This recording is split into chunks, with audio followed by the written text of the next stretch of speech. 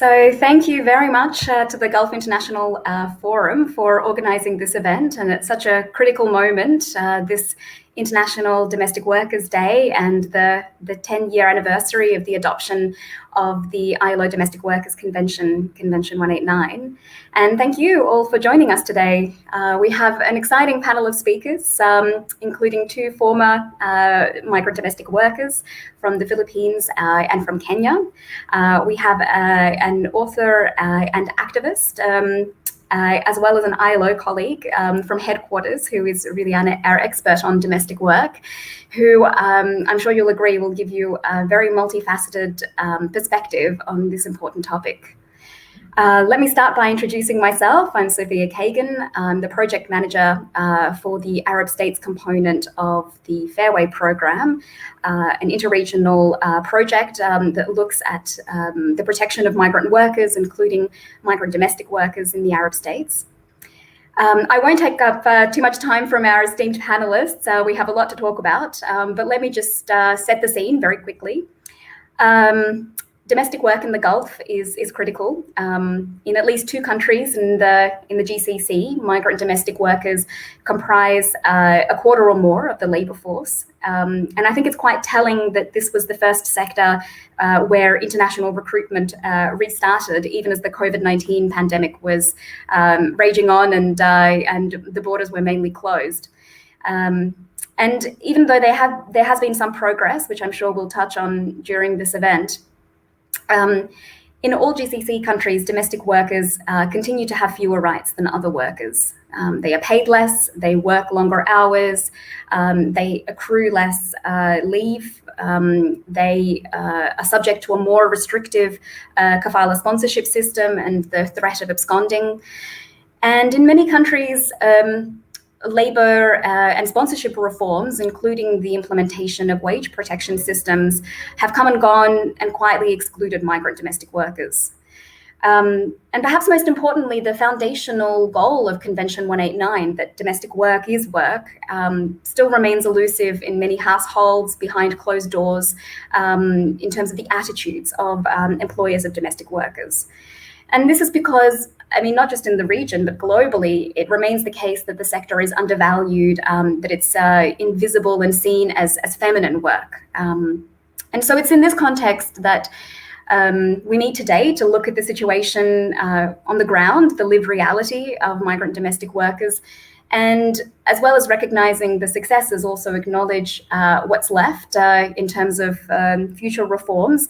But more than that, also looking at how we can be more strategic in our advocacy and to make more sort of meaningful impact, including through networking and advocacy building.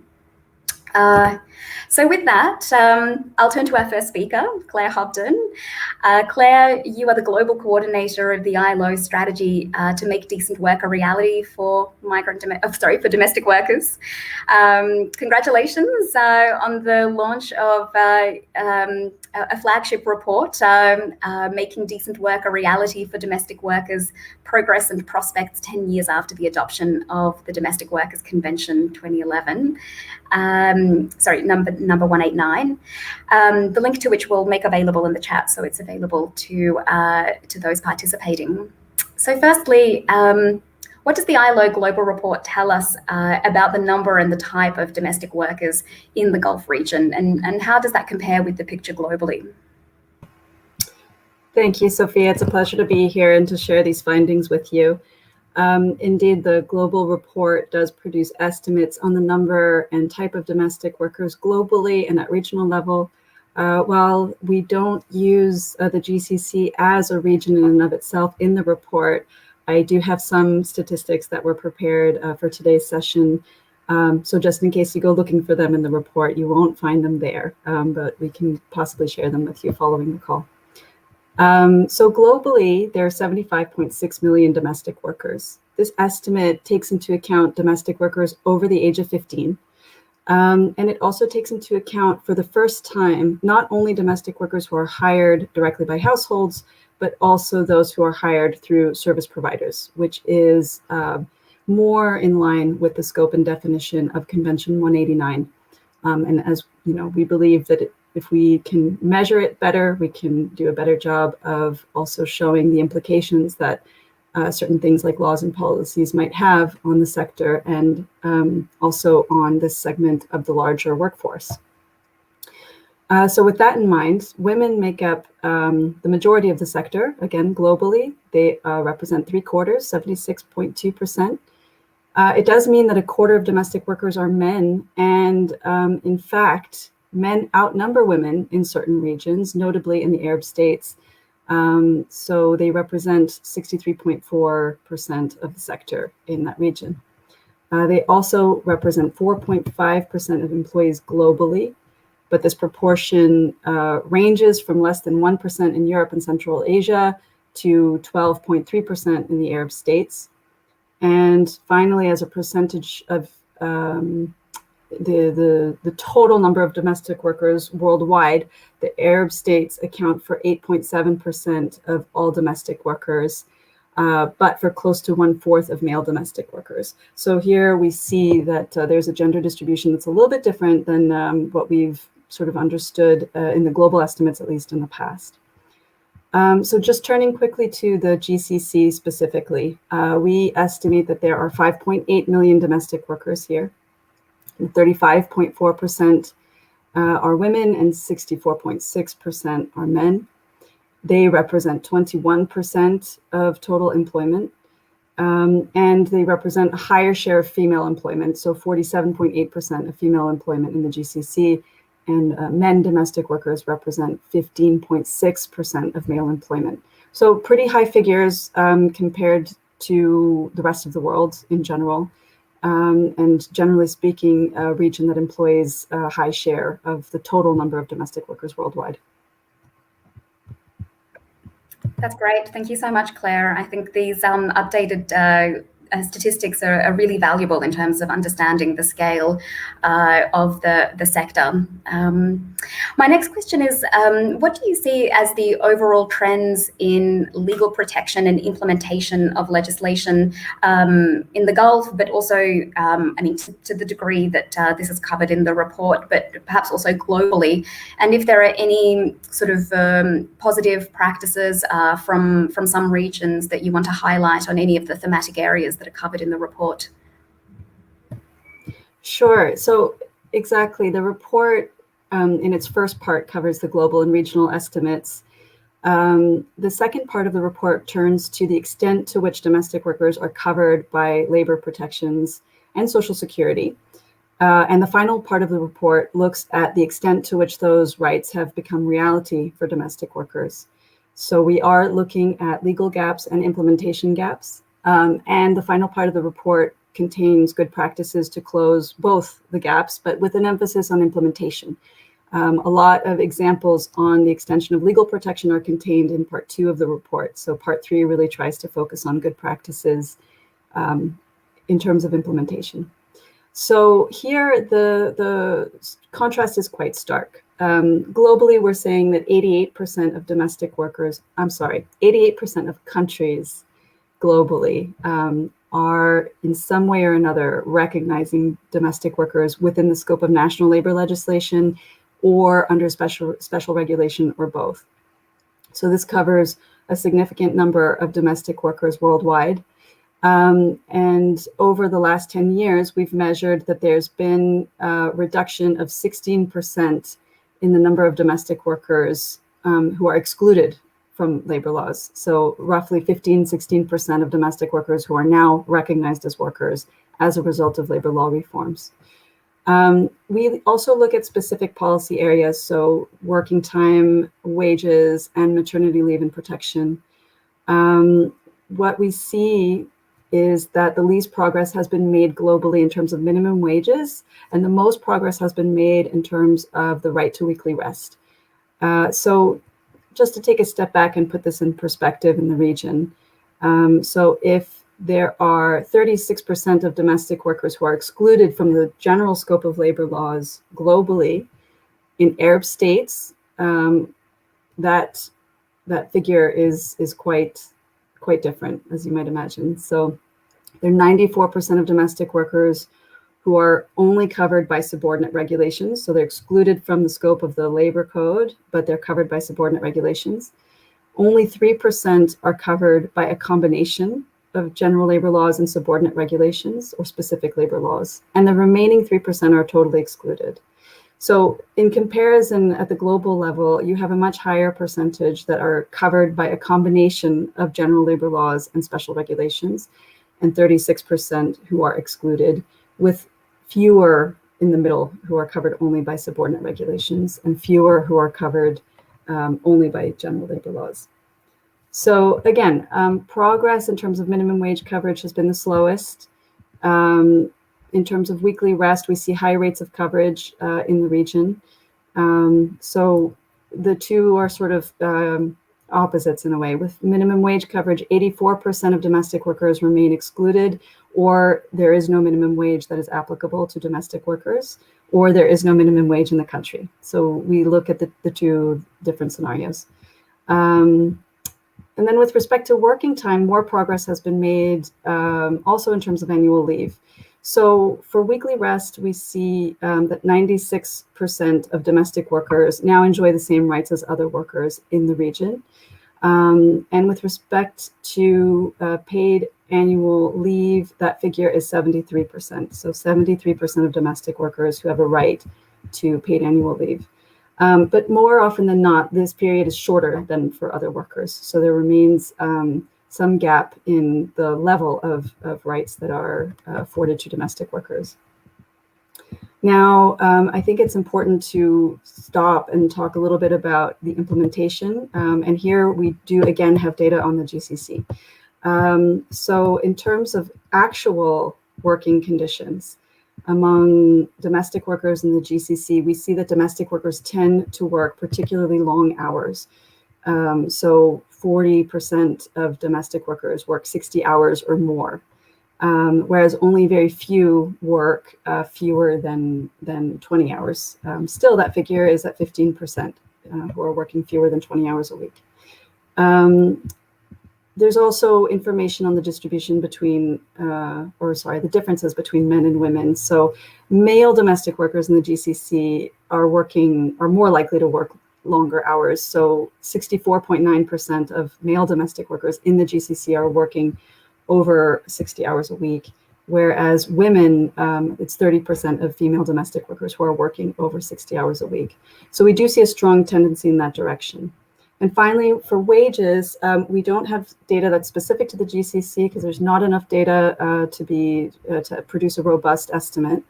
But we do see generally that domestic workers earn just 56%, of average monthly wages globally.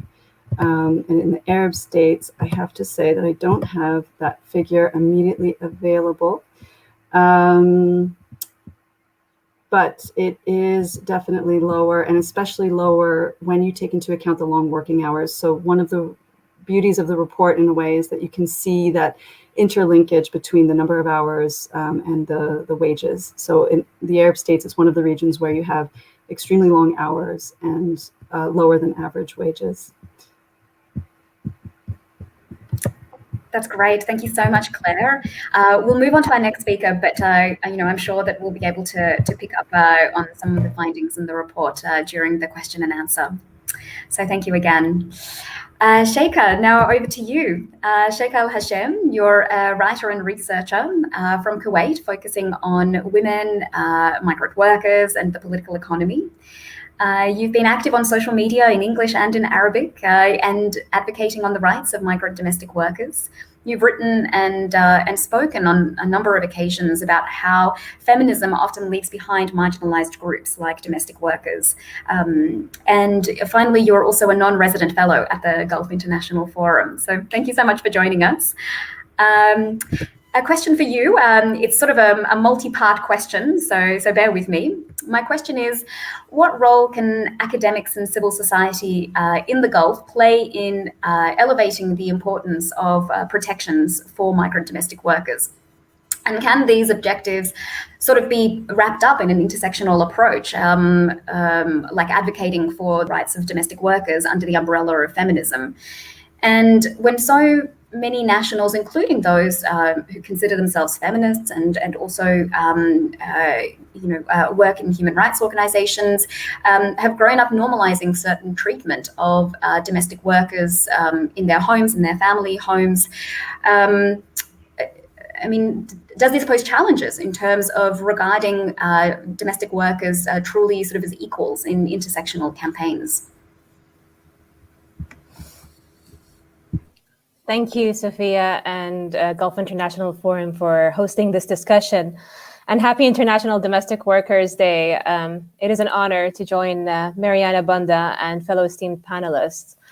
I want to begin by acknowledging the many women domestic workers who have paved the way for Convention 189, who saw a little further than others and made sure that their voices were heard and acted upon.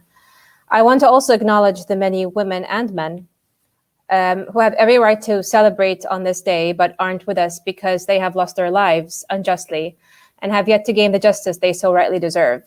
We remember them today in solidarity and with their families. And being here today means that we have a responsibility beyond celebrating the small victories and milestones. That there is a lot more work to do is something I imagine we'll keep on hearing, and it's going to be echoed in all discussions concerned with marginalized groups.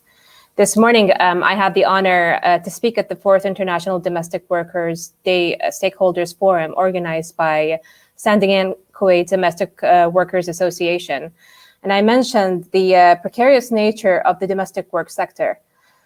Convention 189 has recognize domestic work as work, but cascading this reality to the general public remains a challenge, given the decentralized nature of domestic work operating in the private sphere. Due to the precarity of the sector, domestic work is subjected to more than just labor rights violations and issues.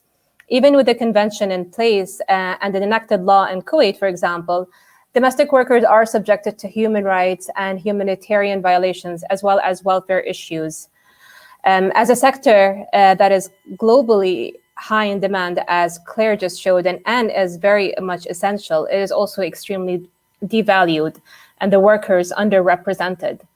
The wage gap is not only racialized, but also simultaneously gendered. Thus, the lives and the attainment of rights for domestic workers depend on strong networks. And this is where I answer the first part of your question, Sophia, is that academia and civil society can play a significant role. And perhaps academia more so if the discourse takes on a more intersectional approach.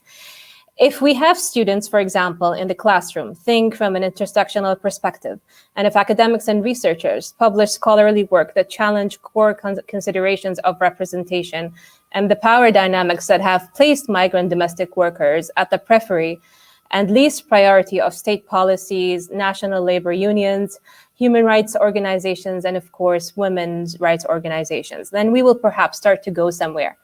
The current civil society and labor union scene in Kuwait is largely homogeneous, as organizations and advocacy is limited to citizens.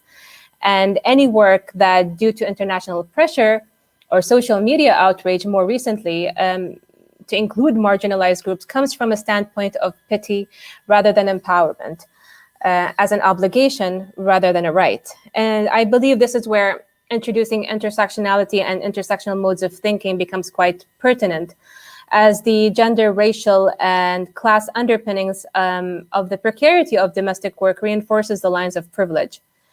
I'll just give a little brief historical tie to this whole thing. So that during the civil rights movement, African American women's specific issues remained subordinated within each movement because no social movement by itself would or could address the entirety of discriminations they faced. And I'm directly quoting Patricia Hill Collins's words. And so they saw how their needs simply fell through the cracks of anti-racist social movements, feminism, and unions organizing for workers' rights. Each of these social movements elevated one category of analysis and action above others. For example, race within the civil rights, gender within feminism, class within union.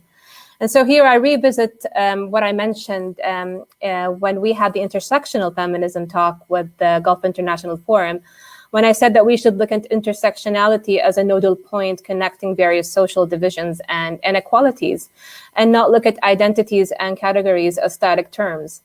Today, migrant domestic workers face a quadruple jeopardy, that of to be of color, migrant, domestic worker, and female.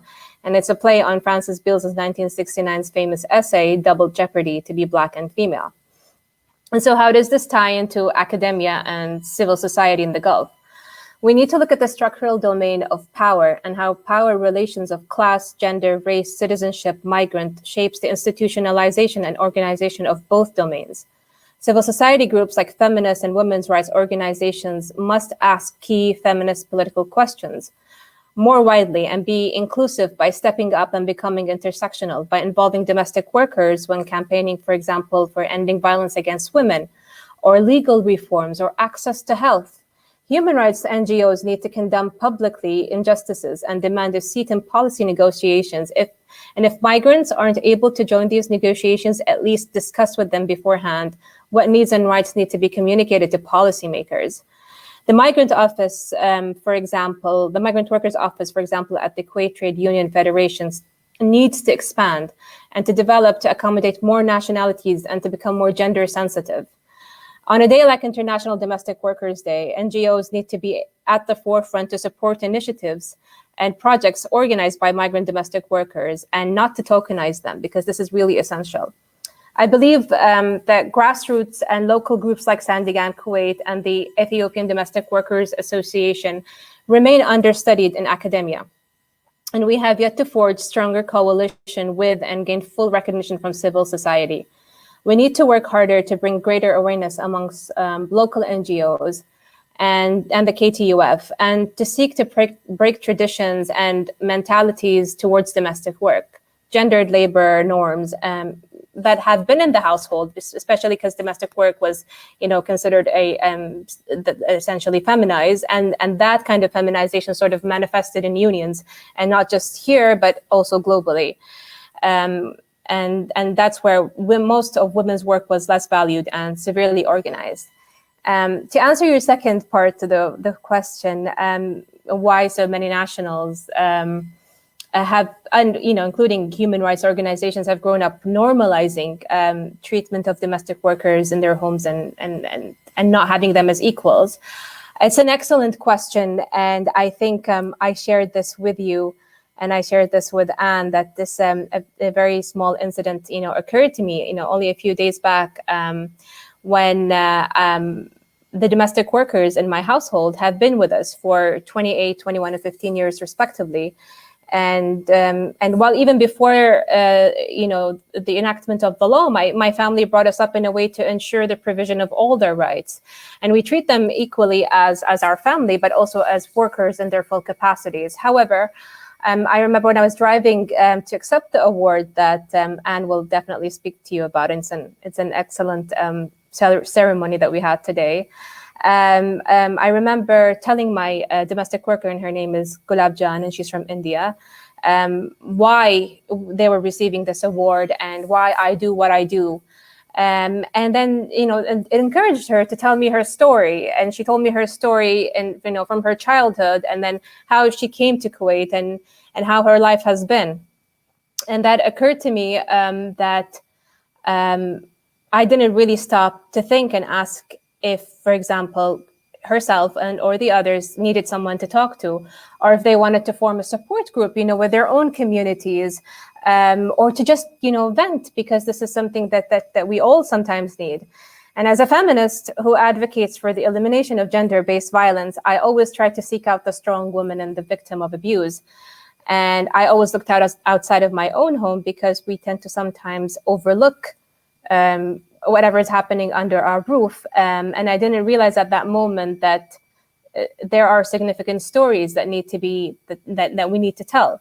And the point of sharing this very intimate story is my hope that the audience realizes and becomes aware of our own privileges, and to rethink advocacy and activism and the call to demand for rights by looking within the private sphere first, and within one's own environments and surrounding, and then to connect that with the external world. We mustn't compartmentalize our advocacy work. What we see often portrayed, for example, in the media and the business of human rights is the use of the stereotypical figure of the oppressed, poor, colored woman. Campaigns focus on victimhood, on modern slavery, on exploitation, and that's not to discount that these things occur. It's just, while researching for this talk, I came across a spot-on statement which read, "In the business of human rights, suffering sells." This strips away agency and empowerment. Campaign messaging is constructed using the us versus them binary, which prevents us unconsciously from including domestic workers as equals in our campaigns. And I fell prey to this binary construction and only came to be aware of it when I heard of Gulab Jan's story for the first time. And I was determined not to be that way again. And this goes back to what I said earlier, that we need to work harder to bring greater awareness amongst local NGOs, but also greater awareness is needed at home.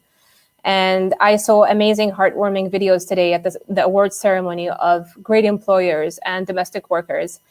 But employers in the Gulf and Kuwait in particular are still not engaged in the way they need to be engaged. One of the strengths of unions is the presence of both employers and workers, all aware of their roles. But this is not something that we still see in terms of domestic workers. For example, the workers are now becoming more aware, but the employers are still not there yet. Thank you. That's great. Thank you so much, Eka, and also for sharing this intimate story. That's very helpful. So now we turn to you, Anne. Anna Bunda, you are from the Philippines and you've been living in Kuwait for the last 18 years or more. You are the head volunteer and founding chairperson of Sandigan Kuwait and Sandigan Kuwait Domestic Workers Association, and an organization that, as ILO Fairway Project, we are extremely proud to support since 2017. Happy International Domestic Workers Day to you and to the others at SKDWA. And congratulations on the events that you organised that Sheikha referred to. So I have 3 short questions, and it might be best if we just go one by one. So you've spent over a decade trying to organise Filipina domestic workers and increasingly other nationalities of workers. What are some of the main challenges that you faced? One of the challenges is language, culture, and upbringing. Even in organizing Filipinos is challenging for us. What more if it's other nationality, right? But we work hard and bring our heart in everything we do.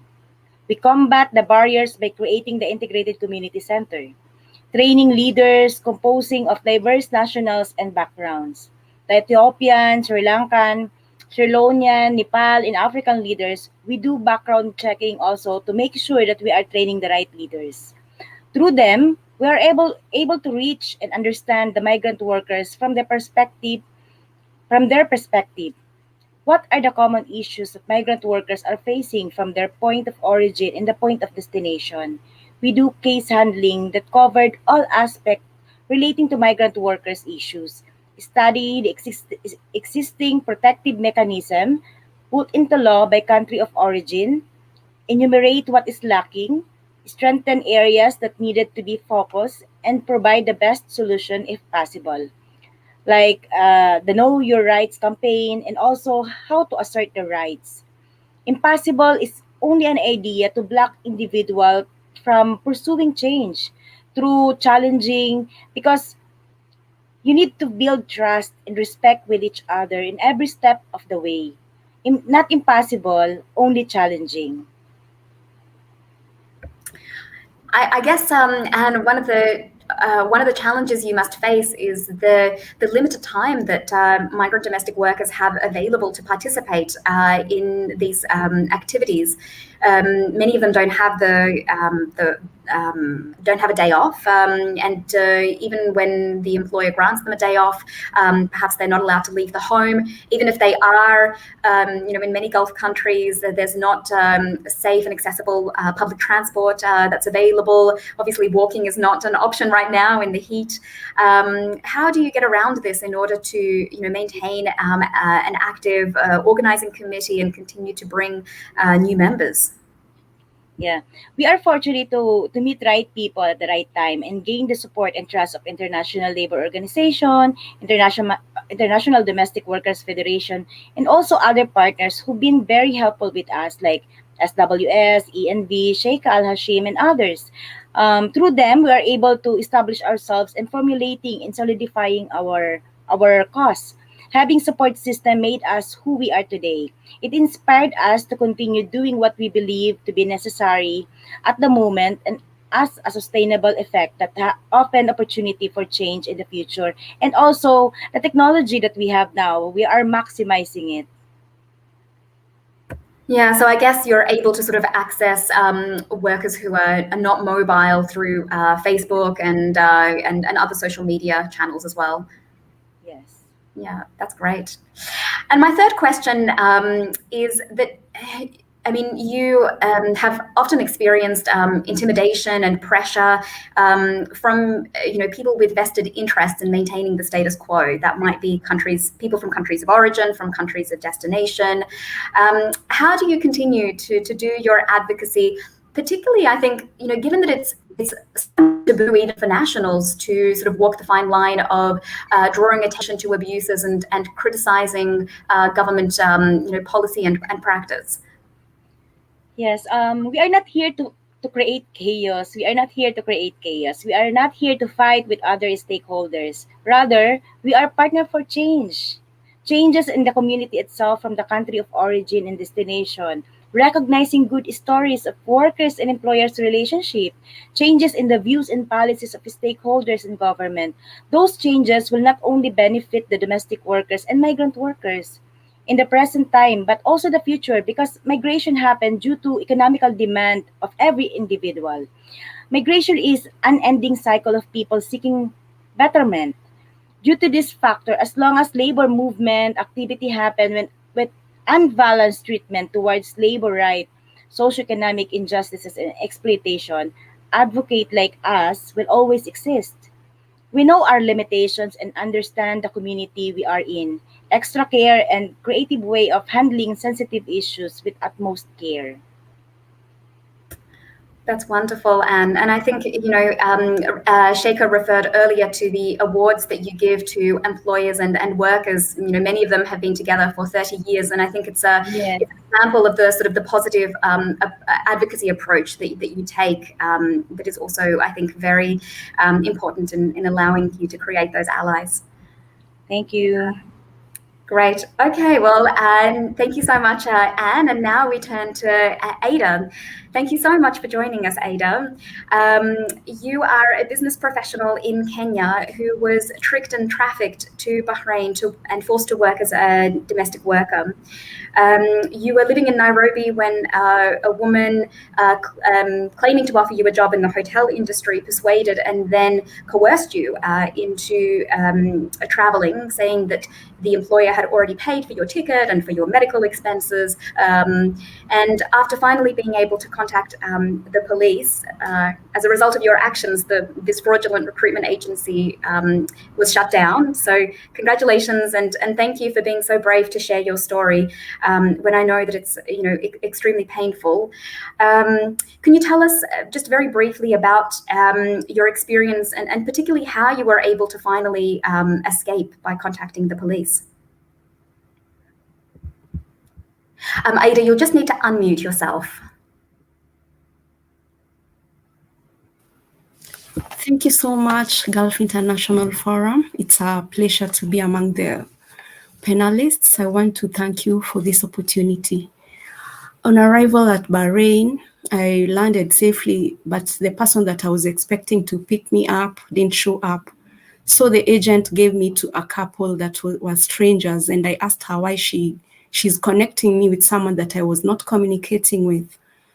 So we ended up, they forced me to go and work for them, and I ended up in their household where I was working in 3 different places under one family. So it was quite hectic for me, and I managed to leave that place after I called the police, though I didn't know the language and the location of where I was. So during that time is when I was taken back to the office, the agency, through the agent who had picked me from the airport. That was after a month. And I met other Ethiopian ladies who are working for the families in that place that I was at the beginning.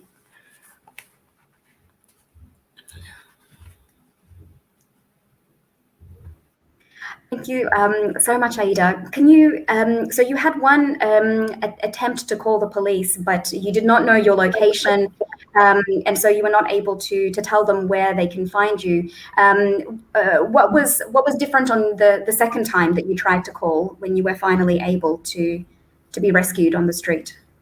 So the second time is when I called the agent from Kenya. She had already blocked me, so I couldn't get in touch with her. So the one in Bahrain is the one that I contacted. And I told her, if you're not coming for me, I'd rather go and sleep at the police or I will kill myself. Then she just told me, calm down, I'm coming for you and I will take you with me to the office. So from the office is when I was locked up because the agency was illegal. They had already sold my passport to someone else without my consent. So when I asked them, why did you get me a visa without my consent? And I was only supposed to stay for 3 months in that other new place where I was taken. They started to threaten me that I should refund back the money that the office received. It was about 700 dinari. That's about 200,000 Kenya shilling. That is so that they could give me back my passport and I could return back home. But when they refused to listen to my plea, I told them, I want to go for a checkup because I was having an injury after an abuse that I had gotten from my previous sponsor. So when they had me, they didn't give me permission to go out because I was locked in a room for 2 weeks without food.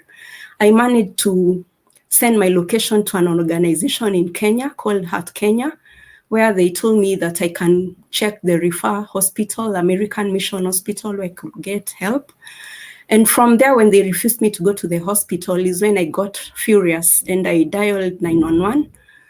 And when they had me dialing, the office threw me out to the streets. I didn't know anyone. I was new in the streets. I don't know anyone. I don't know any Kenyan. I don't have any contact. So the police told me to stay on the streets as they come for me. So that they can know what happened. So when I reached at the police station, the lady was an Arab. She didn't know anything or any English. There was a problem with their communication, but they managed to get someone who knew English.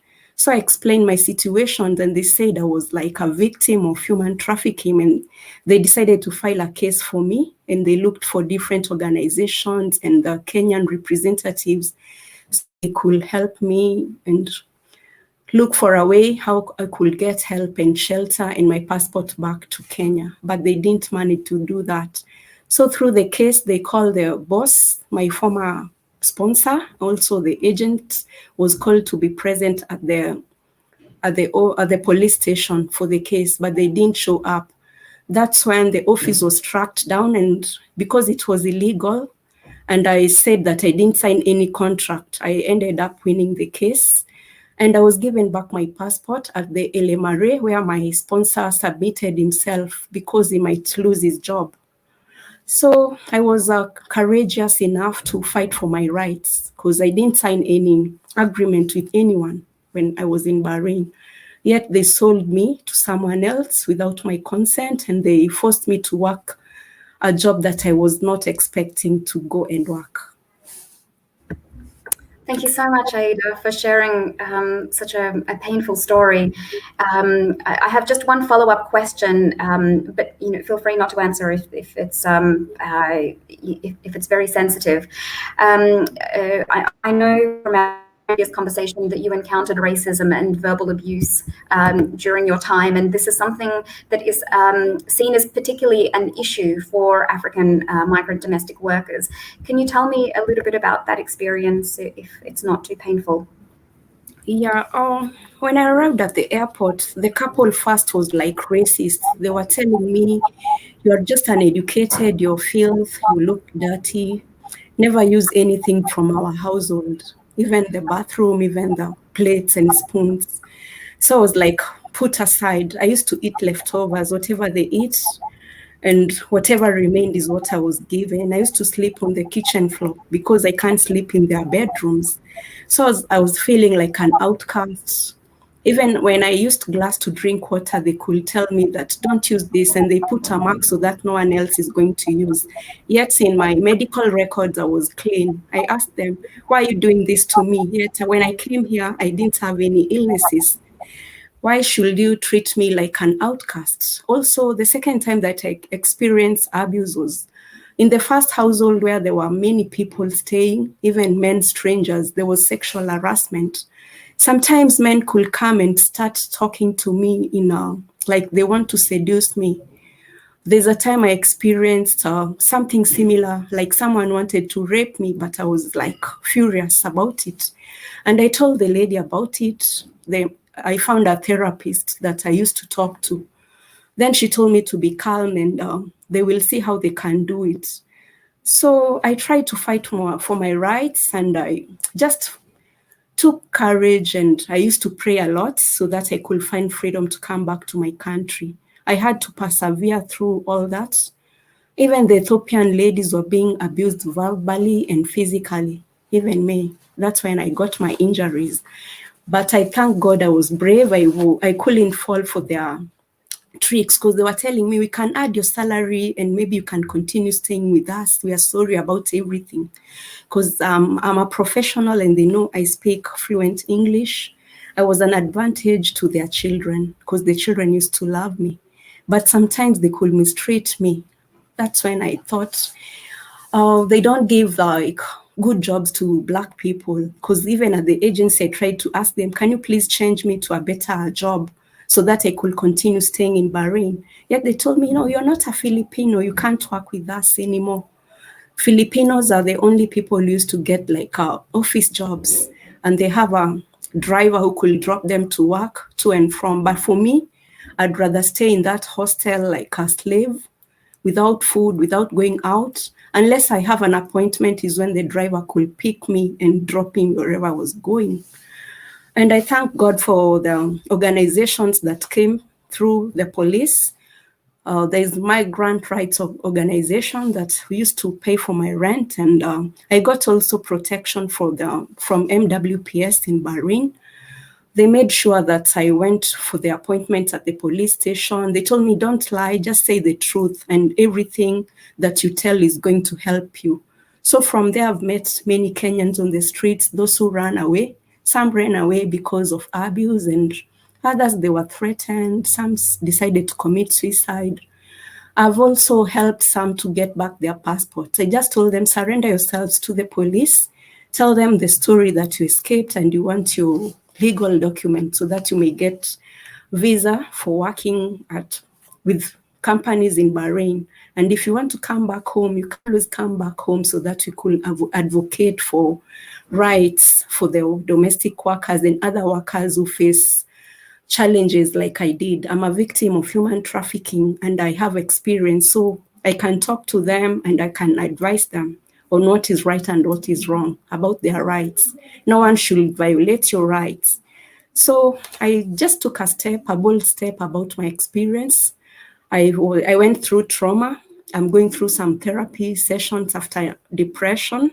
I'm just recovering, and I'm grateful to my therapist who has worked with me in the journey since last year in Bahrain. Even now in Kenya, I'm still doing the therapy sessions every week. Thank you so much, Aida, for your bravery in sharing this story and all the work that you've been doing with other domestic workers and other, migrant women to help them and to prevent this situation from happening in future. Thank you so much. So we have a question coming through, Vani Saraswati from Migrant Rights Org.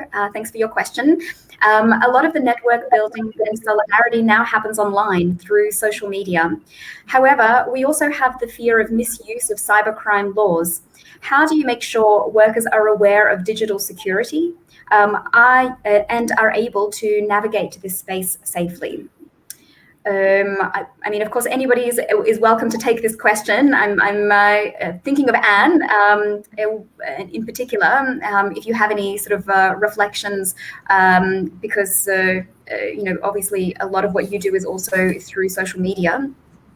Yes, actually, what we are doing now with, especially with SKDW, WA and other domestic workers, we are having our awareness campaign regarding of how to use the social media properly, and especially most of the domestic workers, they are fond of fond of posting in TikTok or in other social media um, platform. And we are telling them, even in our contract, it's included there that it's our obligation to protect the family, protect the um secrets, and the children, especially of employers. That is one of our obligations, so that is part of our obligation as written in the contract. So we always tell them like that, so that they will not blame, they will be aware that oh my god, even our country is prohibiting us to do this, because it's our obligation, really. So it is very important to tell workers regarding the obligation, the responsibilities. They need to be responsible also, not only knowing their rights, but also their responsibility as workers. So awareness campaign is a must, especially into to that kind of issues. Yeah, I mean, I guess being active on social media is a double-edged sword. On the one hand, if you have visibility, then you are more well known and sort of in a way protected. But also, it means that everything is available. Should authorities or someone else use that for intimidation or yeah. I will move on to the next question, if that's okay. But this is a democratic forum, so please do raise your hand if at any point I haven't turned to you, but you would like to answer the question. So a question to Claire and Anne. In the last 10 years, as the world became more connected, authorities' attitudes in the GCC states change in regard to providing legal and physical protection to domestic workers? I mean, I think, Claire, you touched a little bit on this in terms of sort of more GCC countries introducing subordinate legislation, domestic worker laws over the last decade. Right, exactly. I was going to say, I think that has been a significant change in the last years. It's always hard to say exactly what the reasons are for why change starts happening, but change definitely did start in the region. So I think, again, particularly in times of working time, domestic workers are seeing an increase in coverage, but also in terms of minimum wage legal coverage, there are small steps that are being taken in the GCC. Again, the biggest challenge is going to be on implementation because, I think the stories that we're hearing really point to the fact that we have a long way to go before households really internalize the fact that these are rights that are legally enforceable. And so, therefore, there's also a long way to go for governments to start to communicate around the rights and responsibilities, and to also devise mechanisms to promote compliance and find ways to enforce compliance as well. So, in some countries around the world, there are quite sophisticated systems that have been developed. I think that can sometimes seem discouraging in countries where, there's still such a far distance to go. But at the same time, we have all of this experience now from the last 10 years and before, but especially in the last 10 years, experience in terms of good practices in implementation and building capacity of the labor institutions and in different countries around the world. So I think that it's really high time to draw from those lessons and to try to kind of jump forward by building off of the lessons learned in other countries. So in terms of how did the attitude of authorities change, I think I would probably leave that more to people who are working in the region who would have a better perspective on it. But I definitely think that from an international perspective, the change has been noticeable and it's definitely getting picked up in the statistics.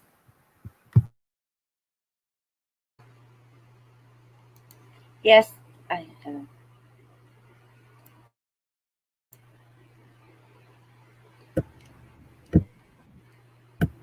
Sorry, I don't. Sorry, I was just asking if Anne or Sheikha, you wanted to come in on the topic of the attitudes of authorities and how they may have changed. You want me to go first? Okay, I will go first. Okay. Actually, we have a lot of changes.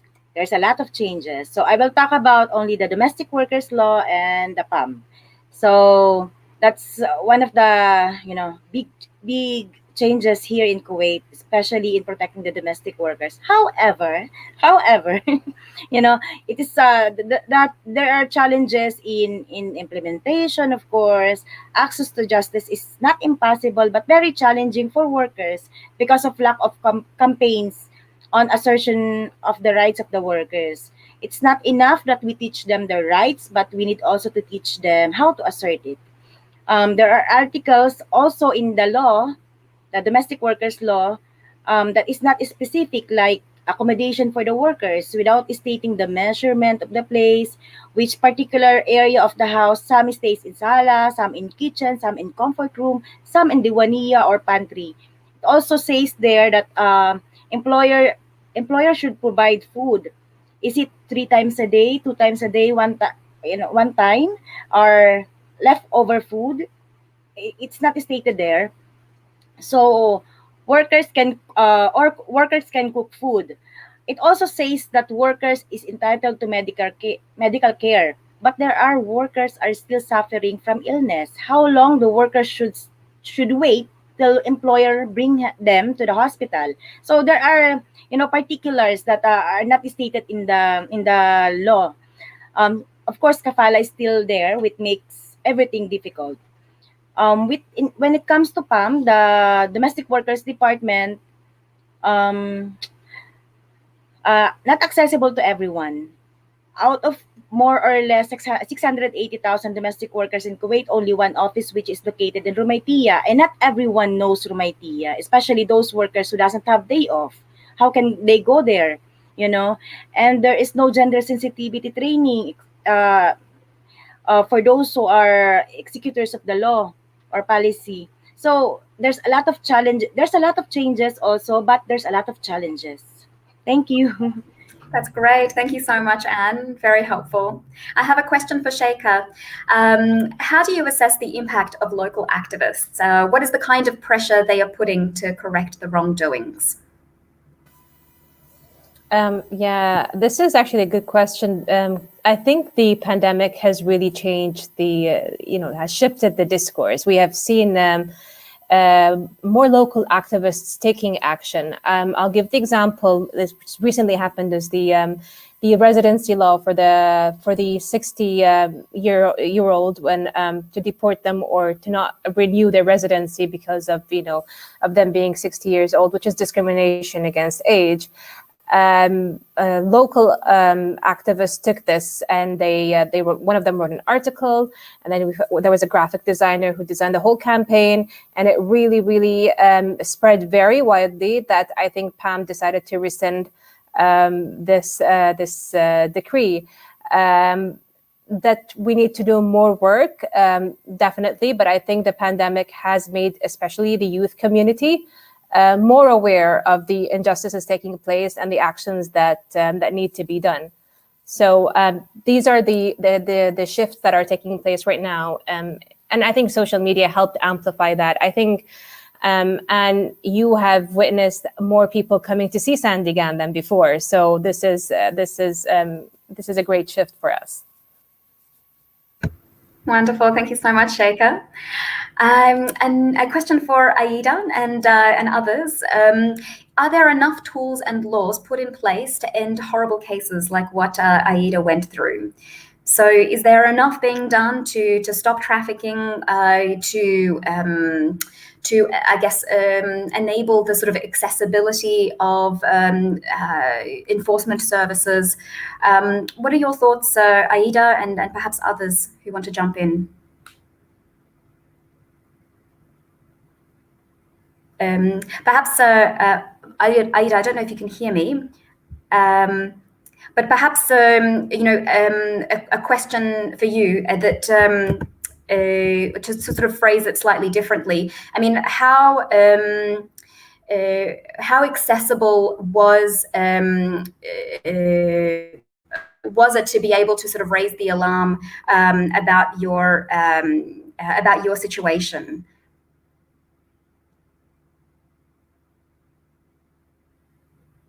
I'm not sure if Aida can hear me, so maybe I will. I'll call on somebody else if you have any reflections on whether there are enough tools and laws in place to prevent issues of trafficking of workers. I mean, I can just say a few words again that I think the short answer is no, because cases like this are happening too often. Is it a question of enough, or is it a question of, how they are implemented? And I'm sorry to keep coming back on this, but I think that actually adopting the legislation is the easy part of the work, sadly, and implementing requires quite a lot of investment and political will. I think the work of the organizations of domestic workers and civil society is really crucial to keep pushing and make the point that these cases of abuse are still happening. In my mind, there's also a lot more to be done around the basics of violence and harassment. So violence and harassment, the ILO has a new convention on violence and harassment. It provides a really broad definition. And in addition, we have the tools on forced labor and trafficking. And together, I think we can be doing more with them to develop a better understanding of what constitutes acceptable and unacceptable behavior, to raise awareness among policymakers around what is acceptable and unacceptable, and then to also start looking at more closely at good practices. So we're starting this work slowly for the domestic work sector now that the convention has been adopted. We hope to be able to produce a little bit more information on what we might be able to do better to prevent cases like the one that Ada shared. And Claire, let's stay with you for a moment because there's a question about the effect of the pandemic on domestic workers' safety and rights. And I know that there is a section of the global report that deals with this. What are some of the main findings of the impact of COVID-19 on domestic workers? Yes, well, absolutely. The pandemic had a disproportionate effect, shall we say, on domestic workers. In most regions, what we saw was a significant loss of employment. So we look at many countries and we compared the fourth quarter of 2019 with the second quarter of 2020. And there are countries, for example, in Brazil, there was a decrease of 26%. So job losses of 26% among domestic workers. In Mexico as well, that was pretty significant. And so, it goes as high as 70% in a country like Peru. Whereas among employees, more generally, that number was very high. I mean, everybody suffered tremendously from the impact of COVID-19, but in general, on average, job losses were higher among domestic workers. That said, we know that the situation in the GCC is quite different, where a lot of domestic workers are living with their employers. And the job losses, therefore, were not quite as pronounced, perhaps, as in other regions. Job losses we associate with the fact that domestic workers are not living with the employer, that the employer has made a decision to let the domestic worker go last minute either because they couldn't afford it anymore or because they were afraid of contagion. Or because of confinement measures, right? So maybe they couldn't make the transit to and from the office to work, to the office and to the workplace. On the other hand, when you have domestic workers who are living with their employers, and I know I don't need to tell you all this, the employers' households tended to keep the domestic workers employed.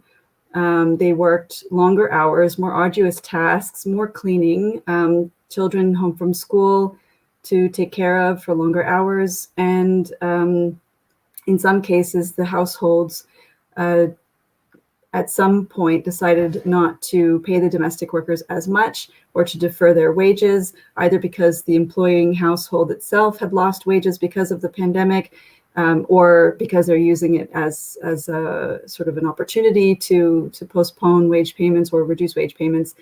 So there's all that, grouping sort of impacts. And then, of course, there were also the situations for some domestic workers who were fired during the pandemic, losing both their job and their housing, and again, ending up in a situation where they could not go home to their home countries because of the confinement measures. But I know that there are other people here who can speak to that with much more expertise than myself. No, thank you so much, Claire.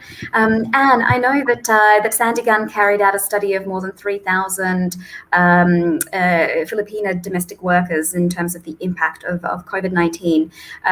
Does what Claire just mentioned is consistent with the findings of that rapid study? Oh, sorry, you're still on mute. Sorry.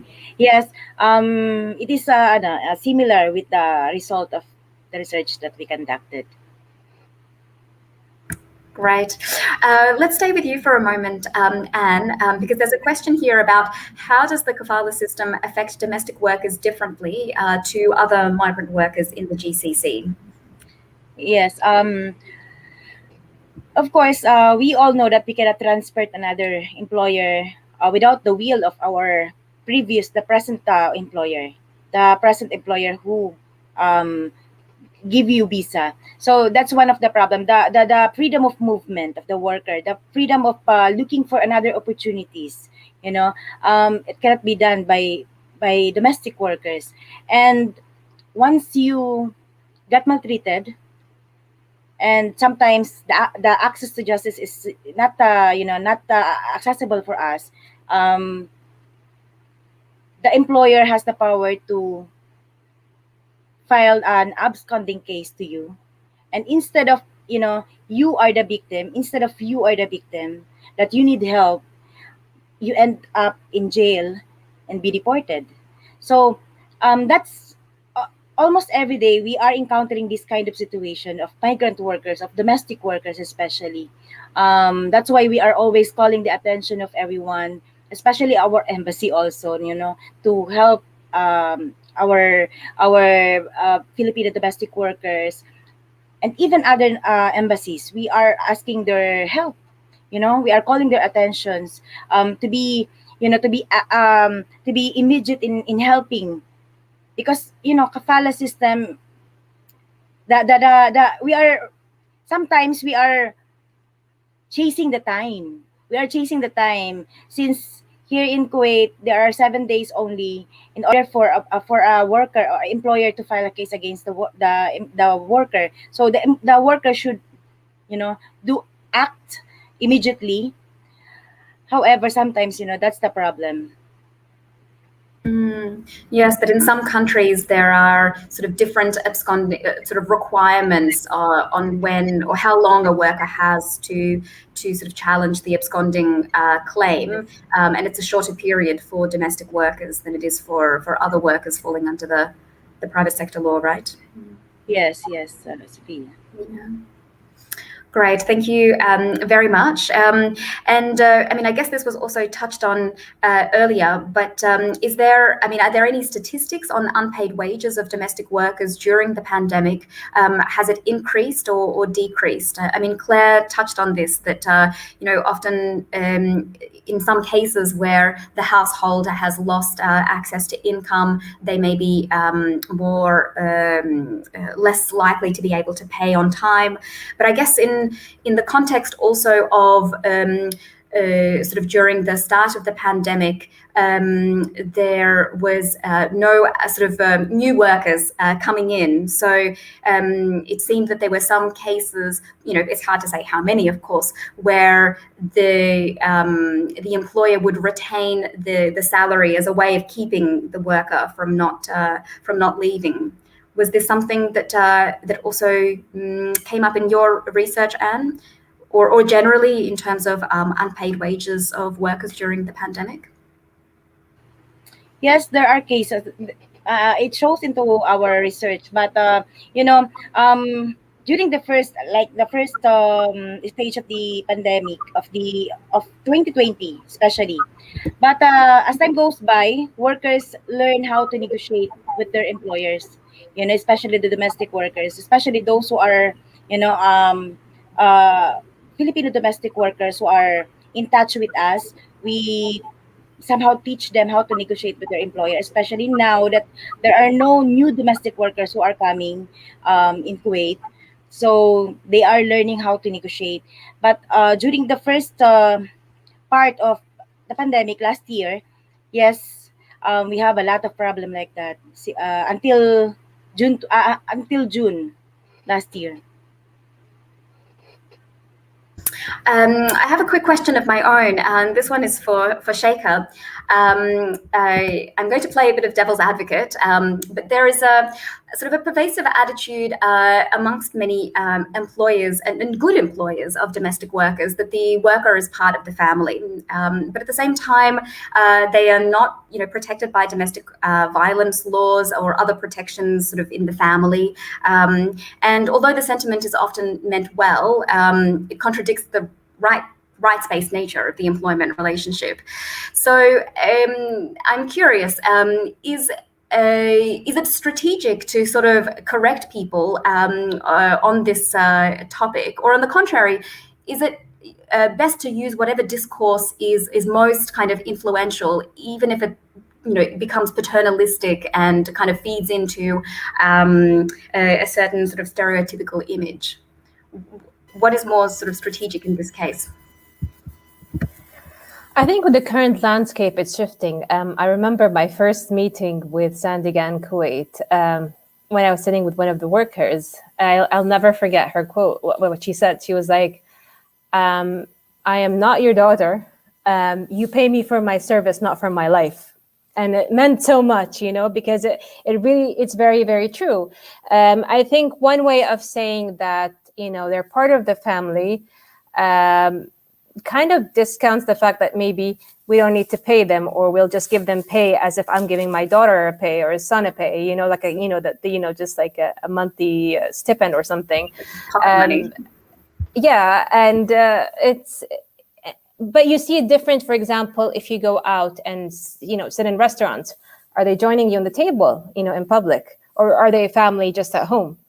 Are they in uniform when they're in public, or are they allowed to dress as they please? So these are the things that, by putting them under the family umbrella and the more or less very much patriarchal grip of the household, will not allow them the agency and the empowerment. I think with what's happening right now, and with domestic workers becoming more aware, and with the amazing training that Sandigan does, and with the story that I said earlier, domestic workers need to be able to have their own communities and to live their life as they please. And this morning, I said that when I talk about domestic workers, it's like talking about women's rights. When we say women's rights are human rights, and then the same thing we're saying domestic rights are human rights, and they're both two sides of the same coin. And the struggle and everything that they're going through is exactly the same. So we need to, if we accept the stereotypical lifestyle, then we'll never make any progress. Then everything that we're doing is just cosmetic reforms, and we're just checking off the marks of international law and international policy. But I think it's time that the new generation. We know that domestic work is not going to go away, and we know that a lot of countries depend on domestic work for their economies. But that doesn't mean that we need to, keep them in this box. I think it's time for them to have their own word and to be more empowered. But I think this is where, in host countries, we need to ensure that they are protected in that way, and that we try to get over the language barriers and make things more accessible to them. Wonderful. Thank you so much, Sheikha. I think we have only time left for just perhaps closing remarks. And I'd love to start with you, Aida. Do you have perhaps one or two recommendations that you think could improve the situation of prospective migrants in countries of origin, or those that find themselves in a situation like you found yourself in destination? Do you have any reflections on possible recommendations for government, either in the country of origin or in the country of destination? Okay, I was thinking in Kenya we should have a network for if those agents should look for a network where they can be training their workers who are traveling. I need it's a good thing that will enable them to know where they're going and what they're going to do. There must be a follow-up from the airport, from the agency. Then when you arrive at the current country where you're going to work, we need to have contacts for the embassy. Like myself, I didn't have any contacts. Even the police, they could try to reach some people who have been sent to represent my country, but it was a small country, don't have an embassy over there. So you see, if we had an organization or a body that is supporting people from different countries, it could be of great help. It will be easier for us to find out the solution, why most people are going to work in those countries, how they are doing, like a follow-up, like an organization that monitors, there's this lady who has landed from this country and she's in this household. They should start something like that, like a network. And I think also when the sponsors are very open about transparency, not doing things with these agencies which are illegal. They should ban all illegal offices in the countries where we are going to work, because many people are suffering. Some are committing suicide because they don't have a solution or any help. If you're not brave enough, you can do something crazy. Many people have been dying in those countries, especially I've found people who used to call me, there's someone who was killed. We don't know how we can bring the body back. And the person who calls me, they tell me, I don't want you to share my number with the organization because I don't want to be in problems. So it's like they are afraid also to share about the experiences of others, the kind of abuse and solutions. But if there's an office and you go and air that problem, maybe it can be solved. Rather than someone looking for me, I'm in Kenya right now, I can't find a solution. When you call me, when you're in that country, I can't, and you don't want me to send your number to the organization, how will we get help? For instance, there's a lady who was killed in Bahrain, and the person who contacted me, she's in Bahrain. She's a Kenyan married in Bahrain, but she didn't want me to disclose her number to the organization because she's also scared of her identity. Yeah. Thank you so much, Ada. Those are very practical recommendations. I'm going to go in reverse speaking order. So let me move to Anne. Anne, any sort of parting words for us, a recommendation that you think could really help to improve the working and living conditions of migrant domestic workers? I think we will start with the pre-departure orientation seminar, for example, in the country of origin. And number two is the post-arrival orientation seminar in the country of destination. So that they will know more about the rights, the law, the obligations, the responsibilities, and it should be, especially the pre-departure, it should be country specific, and also for workers to be allowed to organize, to unionize, if not in the country of destination, at least in the country of origin. Before they leave their country, they're already organized. That's the reason why we are forming also the transnational union for domestic workers, for Filipino domestic workers, because we want to combat some, the recent problem now of not allowing workers to organize. So at least we have something to, to help them in case there's a problem. Thank you. That's wonderful. Thanks so much, Anne. Sheikha, what are your thoughts? One recommendation. I think we need to, I'm going to go back to what Anne said earlier, which is really important, is to activate labor inspection. And one of the most important things, I think, if it's very hard to access the migrant worker office in Romania, then most of the domestic workers today are tech savvy. At least they have a smartphone. I think if we can have an application that can be downloaded when they upon their arrival, and it could be one way of asking for help if they're too scared to call or if they don't know how to get to that area. And since with the pandemic, we've managed to download so many apps by the state, and I think this could be a very interesting approach, and it's very and it's easier for domestic workers to ask and seek help. Wonderful. And finally, Claire, I know it's a bit hard to boil down a 200+ page report into one recommendation, but if you had to choose one, what would it be? Well, I've been giving this quite some thought in the last 24 hours as we've been presenting the report and answering questions. And it occurs to me that there's nothing really brand new under the sun. We've been documenting good practices in implementing rights for domestic workers and protections as well. And I think that really what I note, and this also after 17 years working in the field, we need to just move to action. And it sounds really basic, but I don't think that the solutions are particularly complicated. I think that they are there, they're documented, they're available. And we have a growing network and movement of people around the world who are working on it. And so in a way, I feel like the first recommendation is to keep going. We have to keep hammering in the same messages, keep putting forward the good practices, keep trying and keep supporting one another as we move forward, because it's a long struggle.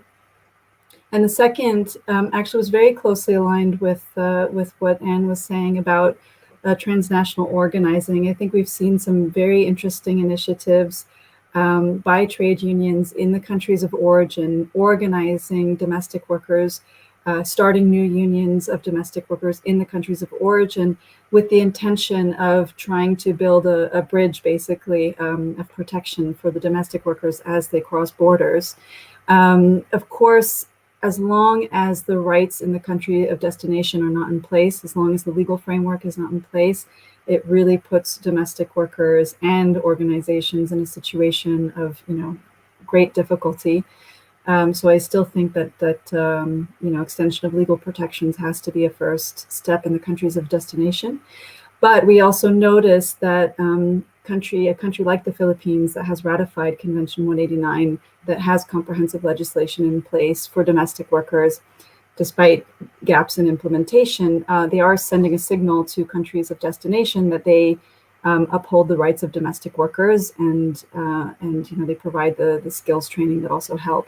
So some of the good practices that we see in this area really are with the trade unions organizing on both sides to coordinate efforts. And I think that's definitely one way that we can shift the dial.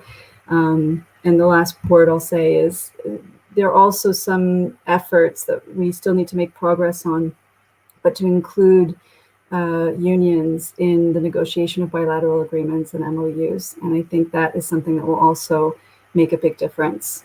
So it's an area that I hope we'll see progress on in the near future. Thank you so much, Claire. We've come to the end of our allocated time, so I just want to thank you very much for extremely, powerful women that have joined us on this really interesting discussion. Thank you so much, Ada, for the bravery of sharing your story. Thank you so much, Sheikha, for sharing your intimate story as well as your reflections as a national as well as an advocate. Thank you so much, Anne, Anne, for the wonderful work that you've been doing for so many years under challenging circumstances.